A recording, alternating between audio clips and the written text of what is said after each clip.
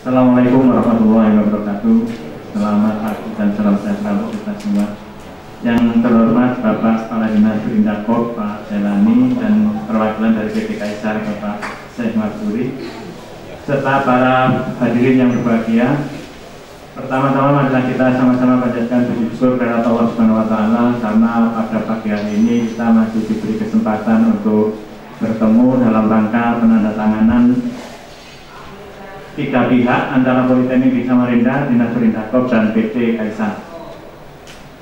Adapun tujuan ini sebenarnya sudah lama kita melakukan kerjasama, cuma mungkin hari ini kita akan membuat sesuatu yang menjadi lebih formal lagi. Dan nanti kerjasama ini akan bermanfaat untuk pengembangan kedepannya. Tidak hanya apa yang kita lakukan pada hari ini, tapi mungkin bisa dikembangkan di bidang-bidang yang lain, itu terutama untuk Indonesia dan PT Kaisar. Yang tentu saja kita program ini kita serahkan dengan visi kami selain untuk menciptakan tenaga kerja di bidang vokasi, kita memang sengaja untuk mengembangkan membangun networking dan pencitraan dengan tujuan untuk memperluas masukan-masukan kepada kami, baik itu berupa kegiatan maupun untuk masukan di bidang pengembangan kurikulum untuk mahasiswa kami. Dan ini terutama di bidang teknik mesin kita sudah melakukan kerjasama itu, dan di bidang-bidang yang lain mungkin bisa dikembangkan nantinya. Mungkin juga di kooperasinya Pak, tidak hanya di perindustriannya gitu, perdagangan. Dan kita sudah melakukan dengan beberapa instansi dan juga perusahaan swasta untuk kerjasama ini. Yang tentu saja tujuannya adalah untuk bagi kami selain untuk memberikan masukan kepada institusi, juga kita sengaja untuk memberikan atau selalu mengupdate kurikulum kami, sehingga apa yang kami lakukan kepada mahasiswa, yang kita berikan kepada mahasiswa akan selalu berkembang sesuai dengan perkembangan yang ada di industri. Itu saja untuk memberi masukan kepada kami, kira-kira materi-materi apa yang bisa atau yang harus diberikan kepada mahasiswa sehingga kedepannya alumni kami lebih bisa terserap di dunia industri.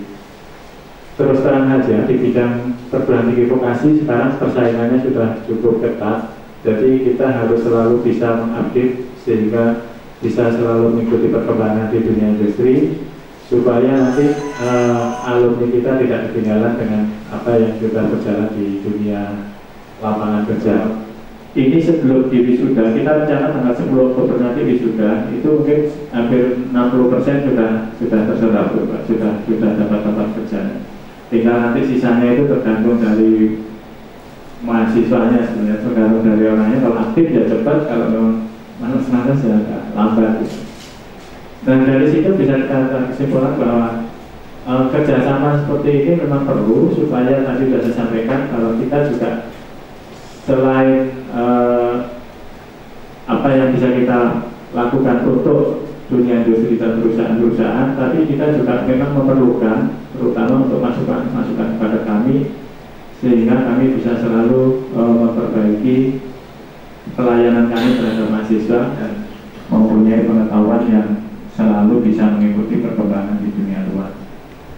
Khusus untuk jurusan teknik mesin yang sebenarnya hari ini yang akan kita lakukan, nanti mungkin dengan kunjungan ke sana, itu juga sudah mempunyai program studi selain perawatan, juga ada alat berat yang sekarang juga sudah banyak diminta untuk bekerja sama dengan luar, dan itu juga merupakan sekarang unggulan di sini. Jadi supaya sekarang kita lebih lagi ya. Insya Allah semuanya berjalan lancar dan kita berharap ada manfaatnya untuk kita masing-masing. Saya kira itu Pak Jailani yang bisa saya sampaikan. Kalau Bapak dan Ibu, semoga nanti setelah acara ini bisa melakukan kunjungan ke teknik mesin, sehingga bisa lebih tahu apa yang sudah dikerjakan selama ini. Saya kira itu dari saya. Terima kasih. Assalamualaikum warahmatullahi wabarakatuh.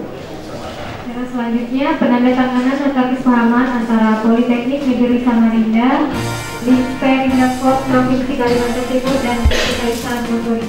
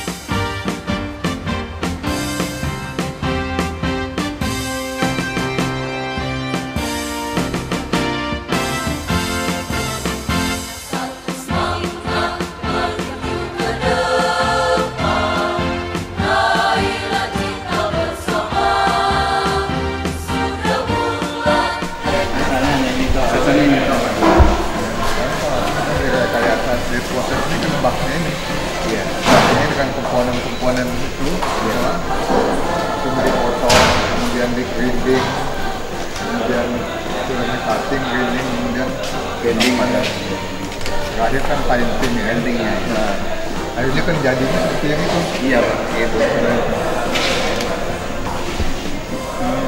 Ini semua bisa kita buat. Kalau seandainya kan kita istilahnya build up kan bawahnya kan utuh seperti itu. Iya, berat Pak. Terus Makanya kalau seandainya bisa dibikin di lokal, tadi kan dijelaskan oleh Pak saya tadi, otomatis kan kita menghemat biaya produksi. Tapi double medan berat.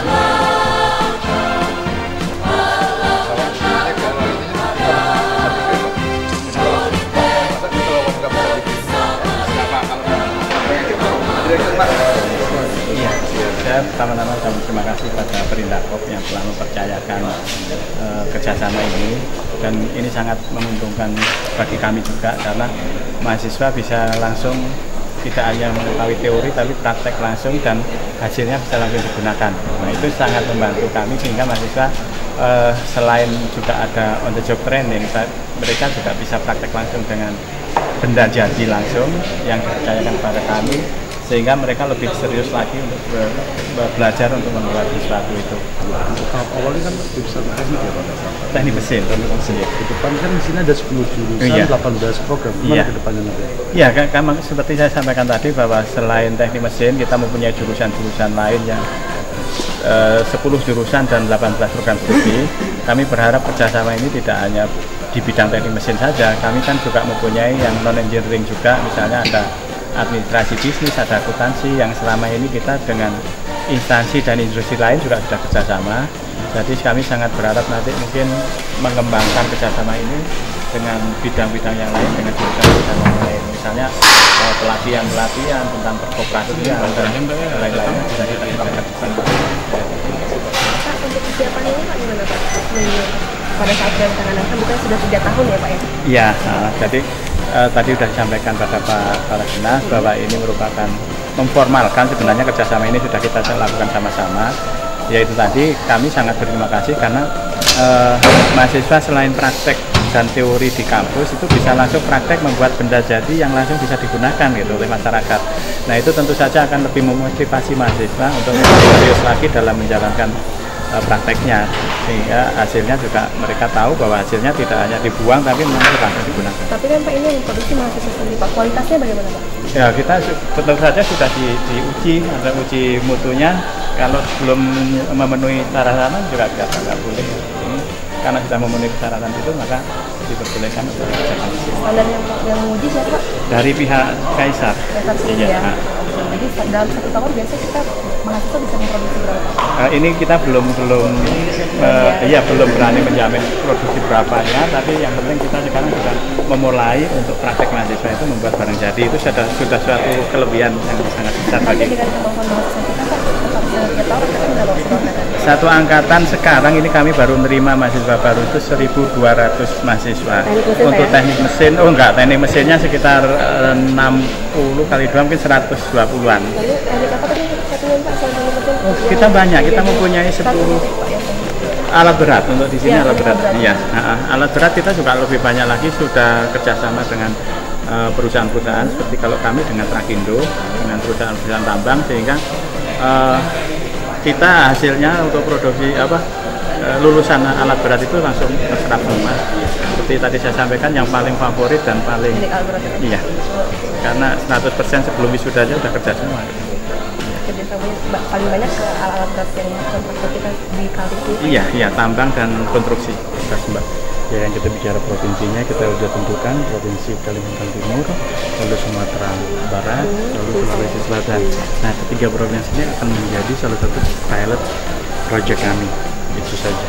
Oke, itu berarti upaya ekspansi juga ya dari Pertama adalah untuk kalau dari sisi kami secara bisnis menekan biaya ekspedisi kami, karena kan selama ini kan yang terjadi adalah dari Jawa seperti ini jika kami harus kirim via truk sehingga kan biaya ekspedisinya meningkat.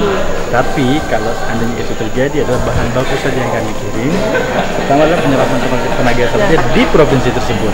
Lalu yang kedua alih teknologi. Lalu yang ketiga para kawan-kawan kami di Politeknik atau mungkin di perbenkilan itu mereka bisa berkreasi box apa nih yang mereka mau buat. Jaminan untuk Kaltim bahwa tenaga kerja yang diserap oleh KSA Motor Indo nanti adalah warga Kaltim sendiri?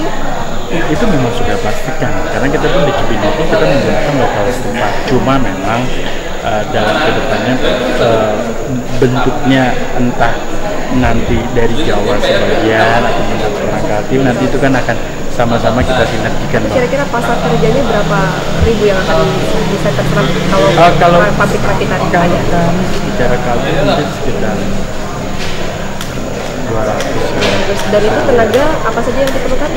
Rata-rata mungkin mesin ya. Mesin. Berarti apa ahli mesin ya? Ahli mesin kurang lebih. Karena kan masing-masing partikelnya kan. Jadi ada yang bikin kerangka, ada yang bikin apa namanya stop engine, ada yang membuat apa namanya karosseri kita itu. Sementara sudah bagus, tapi mungkin perlu ditingkatkan lagi. Memang seperti pendaftaran mahasiswa baru aja kita 3.500 baru bisa terima 1.200 karena fasilitas kita yang kurang mencukupi. Nah itu kami juga berharap bantuan dari pemerintah provinsi untuk pengembangan penambahan fasilitas itu sehingga kita bisa menerima lebih banyak lagi baik bangunan maupun peralatan. Ya, walaupun kita negeri ya, kita sudah dapat dana dari pusat, tapi untuk mengejar perkembangan kemajuan di industri, di lapangan kerja kita agak ketinggalan. Nah, untuk bisa mengejar itu kita memerlukan bantuan-bantuan mungkin juga dari pemerintah provinsi. Walaupun sekarang sudah ada, tapi memang untuk mengejar itu kita tetap kekurangan terus gitu. Sekarang apa yang sudah dibantu oleh provinsi? Ada beberapa bangunan kita sudah terima dari APBD, termasuk SDM untuk memerlukan itu sudah. Tapi kan perkembangan industri itu juga cepat sekali. Kita selalu ketinggalan untuk selalu bisa mengikuti dunia industri gitu, seperti peralatan dan sebagainya. Nah untuk mencari itu biasanya dana dari pusat kurang, nggak bisa kita kejar. Iya, mohon dibantu itu. Kemarin berapa bantuan dari tahun 2020? Baru 2,5 M. Idealnya Ya idealnya sih kalau tanya kebutuhannya sih banyak ya, mungkin setiap tahun 10 miliar aja mungkin masih kurang gitu. Tapi alhamdulillah ada terus gitu ya, walaupun sedikit. Makanya intinya Pak Gubernur tetap perhatian. Oh iya. Masalah pendidikan. Alhamdulillah ya. Beasiswa untuk anak-anak mahasiswa sini sudah banyak melalui Kaltim Cimerlang kita setiap tahun ya. Setiap tahun mungkin sekitar 200 mahasiswa. Jadi guru-guru yang dari S2 ke S3 tahun ini ada 3 orang yang Kaltim Cimerlang. Yang ke luar negeri? Iya, ke Malaysia semua. Berapa orang? 2 orang. Oke, Malaysia. Ke Jepang kan? Enggak, ke Thailand belum berangkat tapi. Ada berapa orang? 1. Jadi 3 tadi, 2 Malaysia, 1 ke Thailand. Itu dari belajar Iya, itu dari Kaltim Cimerlang.